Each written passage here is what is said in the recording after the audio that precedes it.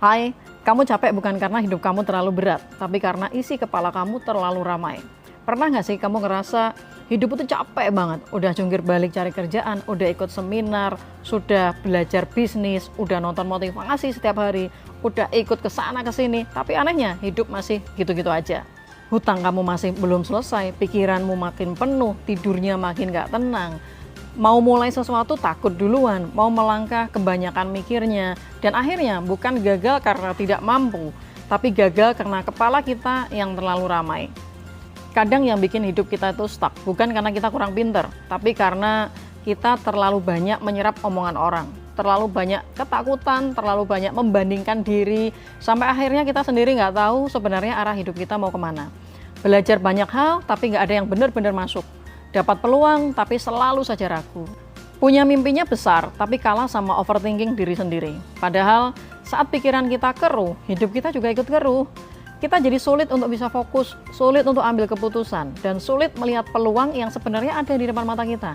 Makanya sebelum kita memperbaiki hidup kita, kadang yang perlu dibereskan dulu adalah isi kepala kita. Karena kalau pikiran kita mulai jernih, keputusan itu jadi lebih tepat, langkah hidup jadi lebih ringan, dan hatinya juga jadi lebih tenang. Dan hidup perlahan menemukan arahnya, sebab hidup yang besar dimulai dari pikiran yang tenang. Yuk benahi diri pelan-pelan, yuk mulai menjernihkan pikiran kita hari ini, dan yuk bergerak. Hai, badanku di sini, pikiranku ada di sana. Kalau memang kamu ingin rehat sejenak, maka lepaskan dulu semuanya. Nikmati dulu hari ini.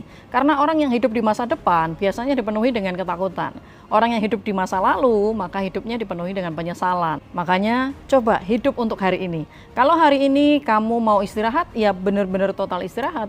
Coba matikan handphone kamu, nikmati apa yang kamu minum, nikmati apa yang kamu makan, nikmati udara yang sedang kamu hirup hari ini. Biarkan pikiranmu ikut duduk tenang, jangan sampai kamu pergi ke pantai tapi masih memikirkan masalah. Pergi ke gunung tapi kepalanya masih penuh dengan beban. Karena itu bukan mengistirahatkan pikiran, itu hanya berpindah tempat sambil tetap lelah. Kadang yang perlu berhenti bukan langkah kaki kita, tapi isi kepala kita. So, kalau butuh berhenti, berhenti dulu sejenak, lalu yuk bergerak.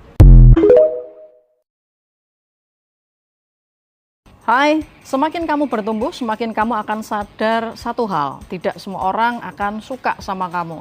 Sebagus apapun niat kamu, sebaik apapun perilaku kamu. Akan tetap ada orang yang salah paham, akan tetap ada orang yang iri, akan tetap ada orang yang membencimu tanpa alasan. Dan itu normal. Karena manusia melihat dari sudut pandangnya masing-masing. Makanya jangan terlalu capek menjelaskan diri ke semua orang. Tidak semua orang harus mengerti kamu, tidak semua orang harus menyukaimu. Tugasmu bukan membuat semua orang bahagia. Tugasmu bukan membuat semua orang senang. Tugasmu adalah tetap menjadi orang baik tanpa kehilangan dirimu sendiri. Kalau hari ini ada yang meremehkanmu, menjatuhkanmu, atau membicarakan kamu di belakang, nggak apa-apa. Terus jalan aja. Karena pohon yang berbuah memang paling sering dilemparin. So, fokus bertumbuh, bukan fokus disukai semua orang. Dan yuk bergerak. Hai, Jepang punya pepatah yang terkenal, jatuh 7 kali, bangkit 8 kali. Dulu di Kyoto ada seorang anak muda yang belajar membuat mangkok teh. Dia miskin, tangannya kasar, dan setiap hari dia cuma punya satu mimpi. Suatu hari karyanya bisa dilihat oleh banyak orang. Lalu suatu hari dia berhasil membuat mangkok terbaik dalam hidupnya. Bentuknya indah, warnanya bagus, dan dia yakin inilah karya yang akan mengubah nasibnya dia. Tapi saat dibawa ke pasar, mangkok itu jatuh, pecah, dan orang-orang di sekitarnya berkata, udahlah buang aja, barang pecah udah nggak ada harganya. Anak itu pulang dengan hati yang kosong, namun gurunya mengambil pecahan mangkok itu lalu menyambungnya kembali dengan emas. Anak itu heran dan bertanya, guru, kenapa bagian rusaknya malah ditonjolkan? Sang guru menjawab, karena luka yang disembunyikan hanya melahirkan malu, tapi luka yang diterima bisa menjadi keindahan. Keesokan harinya mangkok itu dibawa lagi ke pasar dan anehnya, mangkok yang pernah pecah justru dibeli dengan harga yang paling mahal. Karena orang tidak lagi melihatnya sebagai barang yang rusak, mereka melihatnya sebagai bukti bahwa sesuatu yang pernah hancur masih bisa memiliki nilai yang lebih tinggi daripada sebelumnya. Jadi kalau hari ini kamu pernah gagal, pernah diremehkan, pernah direndahkan, pernah kehilangan arah, jangan buru-buru merasa hidup kamu selesai. Mungkin Tuhan bukan sedang menghukum kamu. Mungkin Tuhan sedang menyentuh bagian hidupmu yang patah dengan sesuatu yang lebih berharga daripada ego dan rencana kamu sendiri. Karena dalam hidup ini, orang yang paling kuat bukan orang yang tidak pernah gagal, tapi orang yang jatuh, hancur, lalu tetap memilih pulang kepada Tuhan dan bangkit lagi. Kalau cerita ini menginspirasi, kirim ke orang yang lagi ngerasa dirinya rusak supaya mereka segera bergerak. Hai, dulu di Cina ada raja yang sangat suka dengan permainan kecapi. Tapi dia nggak suka kalau cuma dimainkan 1-2 orang saja. Raja ini maunya orang main banyak sekaligus. Semakin besar yang main, seperti orkestra, dia makin menikmati musiknya.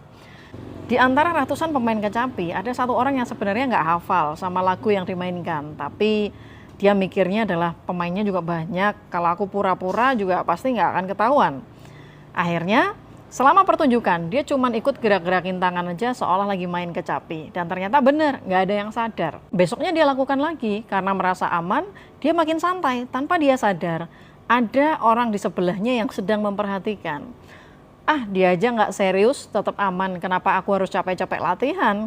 Akhirnya, 1 orang ikut malas, lalu 2 orang, lalu 5 orang, lalu puluhan orang yang cuma kelihatan kerja, tapi sebenarnya nggak benar-benar main. Sampai akhirnya, musik yang tadinya megah mulai terasa kosong. Masih ada suara, tapi energinya hilang. Dan semua itu ternyata berawal dari 1 orang yang berhenti memberikan effort terbaiknya. Teman-teman yang sekarang sedang jalanin bisnis, terutama di bisnis network marketing, juga sama seperti itu. Bisnis ini tuh bukan bisnis 1 orang. Ini kapal besar yang jalannya harus didorong rame-rame. Waktu ada 1 orang mulai malas untuk closing, malas untuk follow up, malas untuk presentasi, malas untuk datang meeting, mungkin perusahaannya tetap jalan, karena masih ada tim lain yang terus bergerak. Tapi masalah besarnya bukan di situ. Masalahnya adalah energi itu menular. Ada 1 orang yang mulai setengah hati, orang lain mulai berpikir, kalau dia aja santai nggak apa-apa, kenapa aku harus all out? Akhirnya budaya malas itu pelan-pelan nyebar. Orang lain mulai banyak alasan, mulai hilang semangat belajar, mulai hadir tanpa benar-benar berjuang. Dan saat timnya mulai melambat, biasanya semuanya sudah terlambat untuk disadari. Maka di bisnis network marketing, jangan pernah ngerasa diri kita cuma 1 orang. Karena attitude kita bisa jadi contoh buat 1 tim. Kalau kita semangat, semangat itu menular. Kalau kita disiplin, disiplin itu menular. Tapi kalau kita mulai malas, mulai setengah-setengah, itu pun juga menular. Jadi jangan cuma hadir di dalam bisnis kamu. Mainkan kecapimu dengan sungguh-sungguh. Karena tim yang besar tidak dibangun oleh orang-orang yang sekedar terlihat bekerja, tapi oleh orang-orang yang tetap total meskipun tidak selalu terlihat. So, jalankan semuanya dengan total dan yuk bergerak. Hai, semua orang bisa iri dengan pencapaian kamu, tapi tidak semua orang kuat dalam melihat perjuangan di baliknya. Orang cuma lihat hasil akhirnya, lihat pialanya, lihat mobilnya, lihat pencapaiannya, tapi mereka tidak melihat latihan panjangnya. Mereka tidak melihat jatuh bangunnya, mereka tidak melihat malam-malam saat kamu capek, tapi kamu tetap lanjut jalan. Orang suka menikmati pemandangan indah di puncak gunung, tapi tidak banyak yang mau merasakan sesaknya saat mendaki. Maka jangan heran kalau ada orang yang gampang iri atau ngejudge pencapaian dari orang lain. Karena iri memang jauh lebih mudah daripada ikut berjuang. Lebih gampang mengomentari kesuksesan orang lain daripada disiplin membangun hidup setiap hari. Padahal setiap hasil besar itu biasanya dibayar dengan hal-hal yang tidak semua orang sanggup untuk menjalani. Rasa sepi, penolakan, kegagalan, tekanan, dan proses panjang yang seringkali membosankan. Jadi kalau hari ini perjuangan kamu belum dilihat siapa-siapa, jangan kecil hati. Karena akar pohon juga tumbuh dalam diam sebelum akhirnya dilihat banyak orang. Dan saat nanti kamu berhasil, percayalah, orang hanya akan melihat hasilnya. Tidak semua orang tahu seberapa keras kamu bertahan untuk sampai di sana. So, nggak semua orang harus tahu prosesmu dan yuk bergerak.